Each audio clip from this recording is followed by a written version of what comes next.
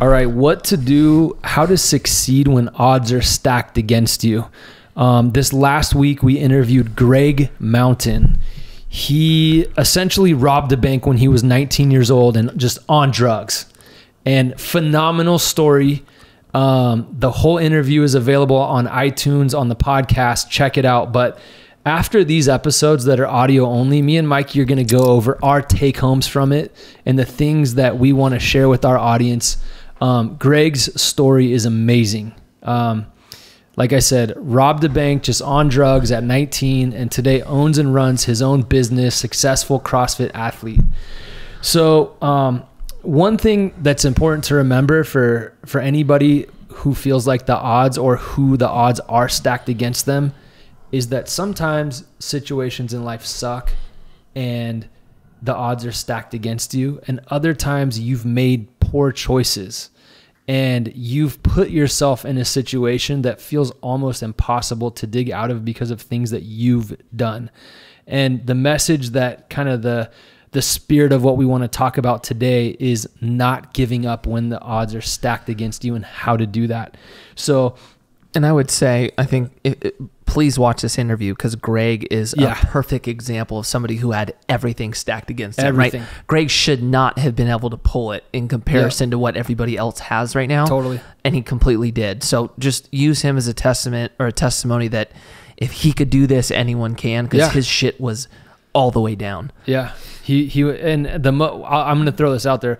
One of the most interesting parts of his interview was him talking about the rules in jail, in prison. Yeah. The rules are so crazy. You cannot sit on another race's bed. You cannot talk. You can play you can't play cards, but you can talk, but you can't, like he went, and then if you mess, like just, it's crazy listening to all of the rules that he went through being in prison for a few years. Yeah. So let's start with number one, and we're going to have Mikey start with number one, and number one is write it down. Yeah. This was a big one for me. And I think a lot of times people get stuck moving forward because they don't totally know what moving forward is or what they're even trying to make a step towards. Yep. Right. So I just got really specific with what I wanted to do and started making little efforts every day to get close to what that goal was. And I did it every morning. I have a whole morning routine that really breaks down what I'm trying to accomplish, and I go over it every day so that it's kind of fresh in my mind of what I'm going to set out to do. And then even at night, circling back to it and looking at what I accomplished that I was supposed to that day and what I didn't. And it really keeps you focused and on track with what you're trying to do instead of you having these kind of waves of like, oh yeah, I'm going to do this, and then nothing panning out. I think that was a huge one, and that's not one I came up with. I was listening to a lot of people who were doing that as well, and decided to do it in my life when I was going through a really tough time, and that was, I think, one of the like saving like graces to my shitty situation. And add in though, that was basically Mikey's situation. I know we've talked about this before, but for people who are just discovering our podcast. And it's funny because Mikey still gets this all the time. Like, why did you quit being a pro skateboarder? Yeah. Like every post, like, why did you quit? Yeah. It's like Mikey was making an amazing living, and all of a sudden one of his sponsors said, we're breaking our contract and you basically will have no money. And as a skateboarder, your shoe sponsor is all your money. Yeah. And so to like kind of go, and I never really touched on this. I tried to get another sponsor. I couldn't get one. Yeah. Right. I couldn't find somebody out there to pay me. Yeah. So that is where I got into okay, well, I guess this is over. Right. And that's kind of the moment I was talking about going through a really tough time was through that process. And that's one of the things that I did and still do is write down what I'm setting out to do every morning. Yeah. And, I'm going to share this real quick. My process for that is I'll tell you my birthday, June 8th, 2019. I will tell you exactly what my day will look like. And that's what I write down every day. It's only like a short paragraph, but I have what it's going to look like when I wake up in the morning, how much money I make, my everything from my taxes to I have it outlined to the number of employees we have with AVNI. That's how I visualize my day. That's kind of my process for anybody that resonates with that. I'm not that detailed.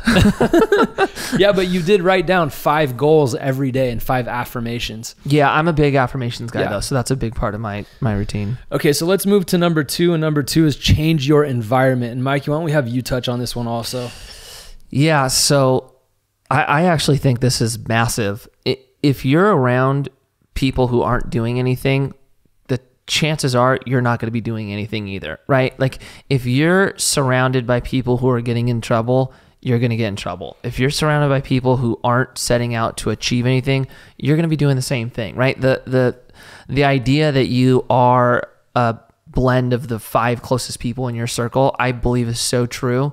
So I actually tried to change that in my life. I was hanging out with a lot of kids really at a young age where like I was the first one to buy a house, right? And I bought it at a young age. So like I had the party house. So I had a lot of people around me that like weren't really doing anything, right? And I had to make kind of a decision to change that. And I really wanted to surround myself with people who were going to make me better.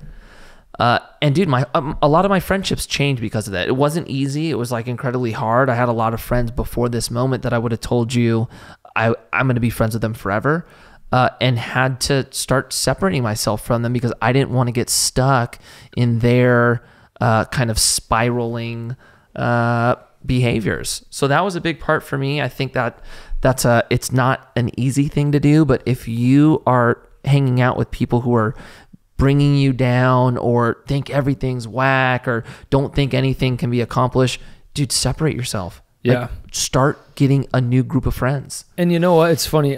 This is kind of my gauge that I've been in my current girlfriend I've been in a relationship with for 8 years. She's amazing. But I remember when I was dating girls that I like wasn't functional, I had a gauge. And this is kind of the same gauge I now use with friends. And it's different because you're committed to one person, boy or girl, right? But with friends, my gauge is how much time of my life with this person is spent negative, like drowning me, right? Yeah. So if I'm trying to, you don't want to just, that person's not as good as me, eliminate them. It's not that. It's right. I'll look at it and say, you know what? 70% of the time I'm spending with this person is negative. That's when I start having a hard time with the friendship. Yeah. When it's just draining the life out of me. Yeah. I am the type of person that and I'm not trying to be like a hero or anything, but I like helping. I actually enjoy it. I like helping, but when someone's draining that much of my life, I just can't do it. I just can't do it. Yeah. And so that doesn't have to be your gauge, but pick a gauge on what your goals are, and then are the people you're surrounding yourself with trying or helping you get there. And one thing that's funny that I heard Ty Lopez say once is he kind of said the rule of thirds. He's like, have a third of the people that you're trying to like lift up, a third of the people that you're like on the same level with, but make sure you have at least a third of the people who are better than you that you're having to push to get towards, right? Ty Lopez came through with a banger. Ty Lopez coming through. Okay, he has some. All right, so I want to talk about the third one. Never give up mentally. I'm going to touch on this one. If you have anything, jump in. Never give up mentally. And for me, the key here is self-acceptance. I was listening to Omar, the Rockstar's interview with Grant Cardone, and he made a comment. Grant made a comment, and he said, I can't remember the time period. It's like every day for 10 years, I quit drugs and I started the next day.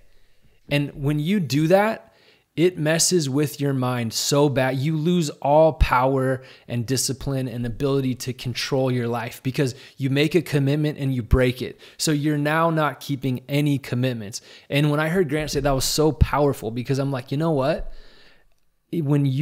So a different approach would be okay with a little failure that's getting you towards a bigger goal. So let's say you're trying to quit drugs. You're trying to stop drinking.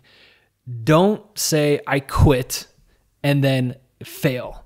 Say I'm going to figure out a way to make this happen, and I know I'm going to fail over and over and over until I do get to my accomplishment. And in doing that, you almost have to accept it's not going to happen right now. And this is the serenity prayer. you know, I can't quote it, but I probably can. Okay, try. Help me change the things that I can and know the difference between the things that I can't. Sorry, I wasn't planning on saying this. I should have been. But it's almost like accepting the things that you cannot change, and also accepting yourself and accepting that you have a problem. But the thing I think is poison is making a commitment with yourself and breaking it. Be okay if you don't succeed, but never give up mentally. Those have been the darkest times in my life, when I've given up mentally, and you just can never do it. Be okay with a little bit of failure that gets you towards your bigger goal, but never give up mentally. So do you want to add anything there? I think you said that perfectly. All right, awesome. So let's definitely make sure to plug Greg. I know we already have the AVNI Interviews on iTunes. Check that out. So on occasion, we're going to be doing these shorter things on YouTube, just because sometimes people don't want to watch 60-minute interviews on YouTube, but thousands of people are listening on iTunes. Yeah. So check out Greg. Be sure to check out Greg Mountain. Yeah, his story is incredible. Story. Yeah, it really is. And I'll also add this. For some people, it's such a challenge, including myself, to get from working as a server or working at a corporate job that I didn't like to owning my own business. Imagine being in Greg's situation, coming out of jail as a felon, and then having to go try to start your own business. And he's doing it, and he's thriving, and his story's rad. So check it out. iTunes, the AVNI Interviews, Greg Mountain.